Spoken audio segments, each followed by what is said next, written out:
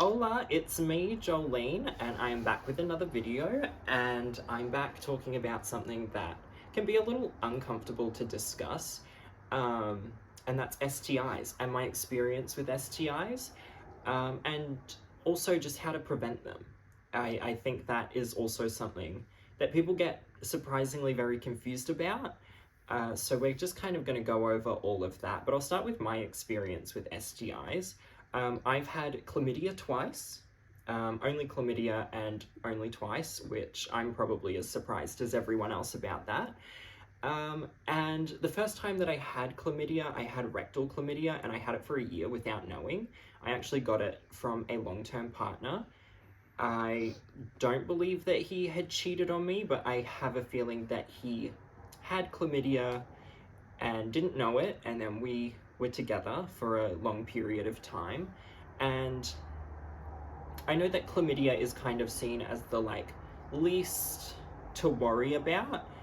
I think they're all equally worth worrying about, but I understand why people aren't as concerned about chlamydia because you can treat it quite easily. However, because I had it for a year, without knowing, I started to experience very intense symptoms from the area, including excessive bleeding, which was really not fun and really kind of distressing. I thought there was something way worse going on, and luckily it was just that, and I was able to treat it with, I believe it's amoxicillin or doxycycline that they use to treat chlamydia. You just take a pill, it goes away.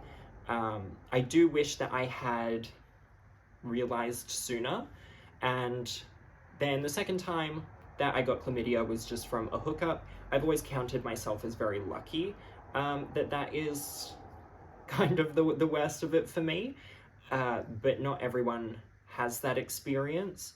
And with that, and specifically with the first time that I got it, I do wish I was a lot younger. I was about 19 when this happened, and so I didn't take the necessary precautions in making sure that my new partner, somebody that I trusted and still do to this day, was tested before, things got to that point, and that I didn't then do a 3-month follow-up just to make sure and see that everything is okay. Because I didn't do that, I did experience those worsened symptoms. So that is a huge tip that I would give to everyone that isn't so much discussed, is that when you do start seeing someone, no matter how much you trust them or anything like that, you definitely want to make sure that they get tested, that you get tested, that you're both transparent about the results of those tests, and then together just do a 3-month checkup just to make sure that there isn't anything that maybe was undetected at the time and you're now living with and not treating. I think a lot of people don't realize, not so much with bacterial infections like chlamydia or gonorrhea or anything that can be transmitted like that, those generally are very easy to detect. But when we go along the list of STIs, things specifically HIV, it can go sometimes years without being detected. It can go years without there being any symptoms, so you can't always trust that because you aren't experiencing symptoms, you're fine and you don't need to get tested. You definitely should be getting tested if you are having unprotected sex, and you want to make sure that you're taking the necessary treatment. On the topic of HIV, there is something called PrEP or Truvada. It's a pre-exposure prophylaxis, and that helps lessen the opportunity for you to actually contract HIV. It's not 100%. I believe it is 95%. It can protect you up to 95% when used with other safer sex practices like a condom, anything like that. It's really just something that you take to help because condoms break. Sometimes the condom doesn't fit properly and you don't realize. Anything really can happen in that regard. I always, whether I'm having protected sex or not, I always make sure that I'm getting regular checkups. And when I discuss this with my friends, particularly my straight friends, and I say I'm getting tested and I'm nervous, what if the results aren't something that I want to hear? They all kind of say, well, like, why aren't you using protection? Which I am. So there's this huge assumption that condoms are a fail-safe solution to everything, which I don't know why people have that perception when you can still get pregnant while using condoms, because again, there can be tears. Sometimes the latex is perforated. If you're using a lambskin as well, that does not protect from STIs. And so I think there is a huge misconception about how well condoms work. We did touch on HIV earlier. I forgot to mention that there is also post-exposure prophylaxis, which if you are in a situation where you feel like you may have been exposed to HIV, you can go to emergency care or a doctor and be prescribed a medication within that first 48 hours to prevent contracting if you have been exposed to HIV. Again, it's not something that's 100%, but it is worth knowing just in case you're in a situation where you feel like you may need that resource. Now, I think how everyone sees it for the scale of STIs is we go from chlamydia through to HIV as like a not so bad, and then kind of like the worst of it. Having HIV these days isn't a death sentence like it used to be. In fact, it's very rare that it actually graduates to becoming AIDS. So you don't really see so much of that anymore. But something that is a huge misconception with people that maybe don't do their research or have a good understanding is that the likelihood of a straight person and a gay person getting HIV is equal. So just because you're having heterosexual intercourse doesn't mean that you are any less likely to contract it. If your partner has it, you are potentially being exposed to that. So always be safe, always be taking all necessary precautions, and make sure that with any STI that you do contract, you're totally transparent with your partners.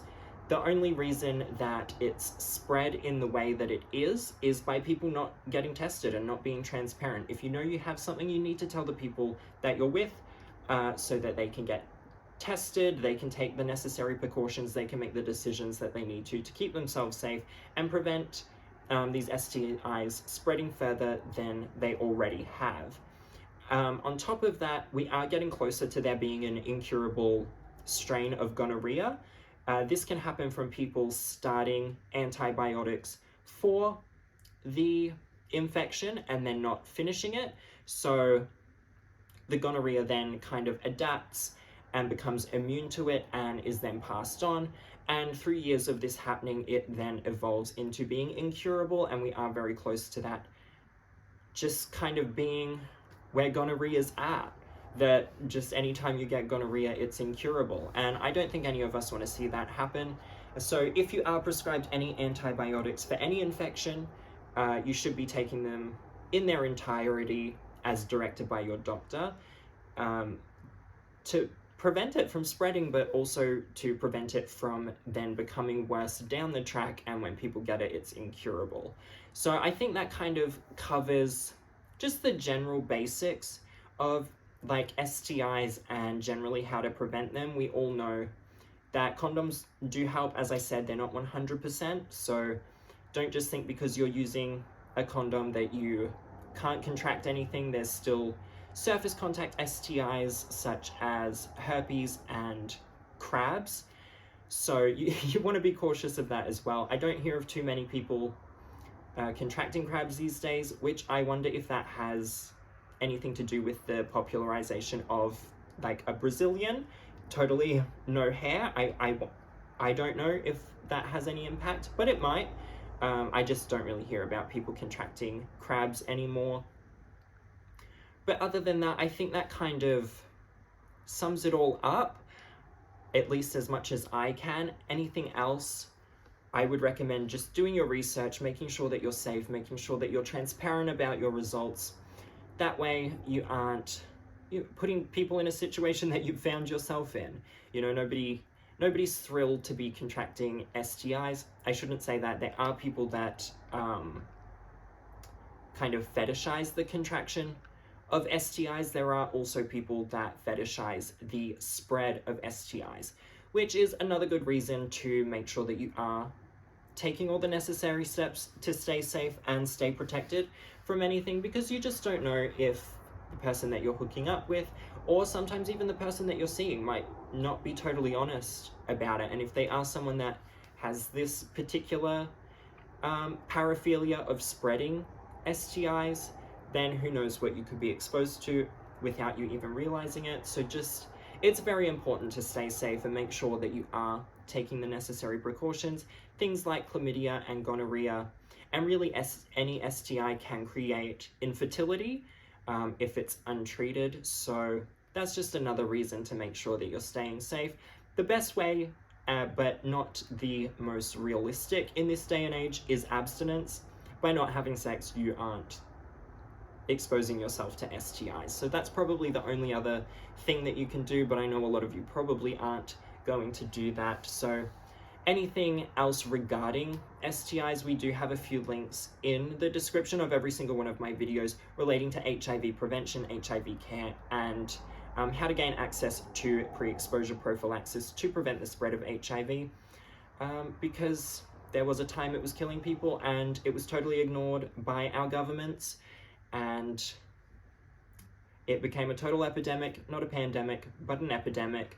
So I would hate to see that happen again. Just make sure that you're staying safe. I always do, just for my own peace of mind.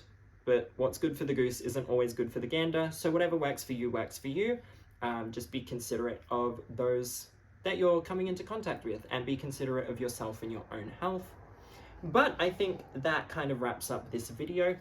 If you liked it, then please like the video, comment asking any questions, anything that I may have missed, and I'll be happy to answer them, especially on a topic like this that's very important to people's well-being. So I'm definitely going to be doing everything I can to be responding to all the comments. On top of that, you can check out my new song Throat Goat. It's available on Spotify. It's also linked below.